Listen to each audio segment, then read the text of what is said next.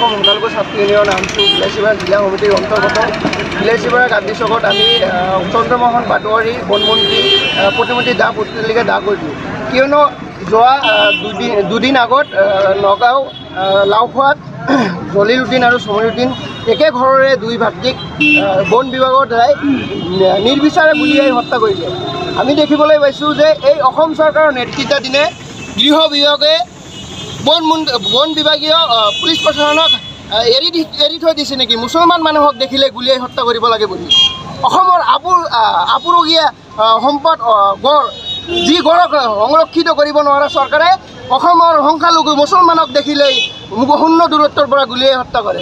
গতিকে অসম চৰকাৰক আমি সকীয়াই দিছোঁ। আজি আমি বিলাসীপাৰাৰ মাজমজিয়াত পুতলিকা দা কৰিছোঁ। অনাগত দিনত এনেকুৱা এই সংখ্যালঘু ৰাইজক যদি নিয়ন্ত্ৰণ নকৰে তেতিয়াহ'লে আমি গোটেই অসম জুৰি এখন জংগী আন্দোলন কৰিবলৈ আমি বাধ্য হ'ম। ঘৰ অফিচ গুদান আদি সলনি কৰাৰ কথা ভাবিছে নেকি?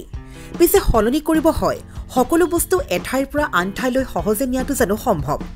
চিন্তা তাতেই নহয় জানো? কেৱল ঘৰ অফিচে নহয়, ডাঙৰ ডাঙৰ মেচিন, বাইক, ডাঙৰ ডাঙৰ গাড়ীকে ধৰি সকলো বস্তু। পিছে এতিয়া আৰু চিন্তাৰ কোনো কাৰণ নাই। আপোনাৰ এটা মাথো ফোন কলতে সমাধান হৈ পৰিব এনেসমূহ সমস্যা। আপোনাৰ কাষত আংকুশ কাৰ্গো পেকাৰ্ছ এণ্ড মুভাৰ্ছ সমগ্ৰ ভাৰততে প্ৰভাইড কৰে ডোৰ টু ডোৰ ছাৰ্ভিচ। গতিকে দেৰি কিহৰ? এতিয়া যোগাযোগ কৰক 9957630102 অথবা 9546214823 নম্বৰত।